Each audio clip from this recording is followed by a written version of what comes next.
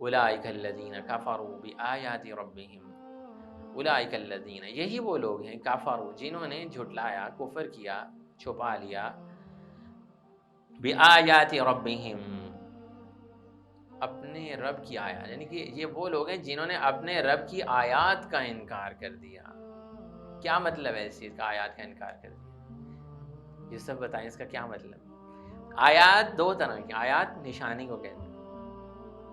اللہ سبحانہ وتعالی، دیکھیں کچھ تو شرعی آیات ہیں جیسے قرآن کے اندر نازل ہوئے، ان کا کوئی شخص انکار کر دے، جیسے اللہ تعالیٰ فرما رہے کہ نماز پڑھو، نماز قائم کرو، زکوٰۃ دو، کوئی اس کا کہنا نہیں مانتا، مطلب کہ یہ باتیں نہیں مانتا تو وہ ان کا انکار کر رہے ہیں کسی بھی وجہ سے۔ اور اللہ تعالیٰ کی جو نشانیاں اس دنیا میں ہمیں نظر آتی ہیں، اللہ تعالیٰ فرماتے ہیں ان فی خلق السماوات والارض واختلاف اللیل والنہار لآیات، آسمانوں اور زمینوں کے درمیان دیکھو کتنی اللہ کی آیتیں ہیں، کتنی نشانی ہیں، اپنی ذات پہ غور کرو، کتنی بڑی نشانی ہے، کیسے تم بن گئے تھے، کس چیز سے تم بنے تھے۔ قرآن یہی تو باب دعوت دیتا ہے، اپنی اوقات دیکھو کہ تم بنے کس چیز سے تھے، اور پھر تمہیں کتنا کمپلیکس سٹرکچر ہم نے بنا دیا، یہ آیات ہیں۔ یہ پہاڑ کس نے بنا دیے، اولاد کیسے اللہ تعالیٰ دے دیتا ہے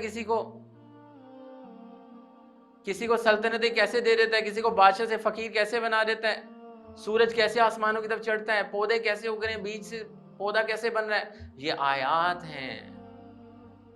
ان کو دیکھنے کے بعد بھی کوئی شخص یہ کہتا ہے کہ جب مجھے مشکل آئے گی تو میں فلاں سے مدد مانگوں گا، یہ ان آیات کا انکار ہے۔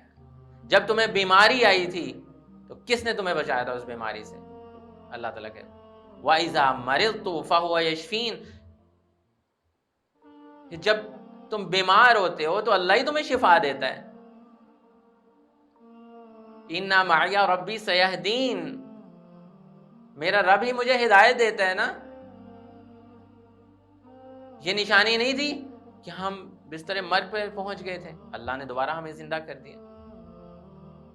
یہ اللہ کی آیات کا انکار ہے کہ انسان کو جب شفا ملے، انسان کو جب نعمتیں ملیں، انسان اس دنیا کی آیات کے اوپر غور و فکر کرے تو اینڈ پہ کہے او جی کرنے والا تو فلاں ہے نا، اس نے مجھے بچایا تھا، فلاں دھاگے نے مجھے بچایا تھا، فلاں کڑے نے مجھے بچایا تھا، فلاں چیز نے مجھے بچایا۔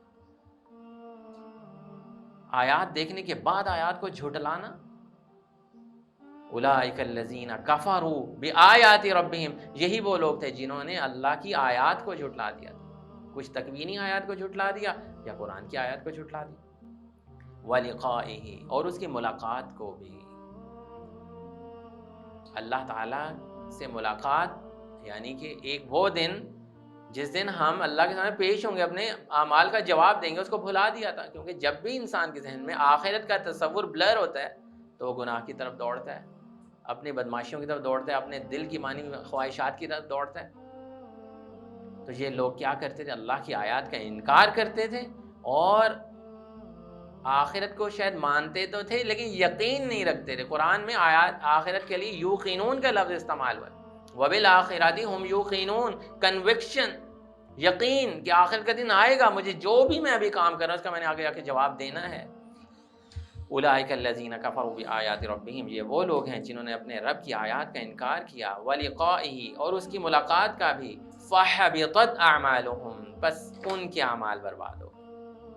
جو پیچھے لوگ تھے نا جو کہہ رہے تھے، جو کام تو بہت کر کے آئے تھے لیکن ان کے اعمال اللہ تعالیٰ کہہ رہے کہ وہ ختم ہو جائیں، یہ وہ فحبطت اعمالہم، بس ان کے اعمال برباد ہو گئے، فلا نقیم لہم یوم القیامت وزنا، بس ہم قیامت کے دن ان کے لیے کوئی وزن قائم نہیں کریں گے۔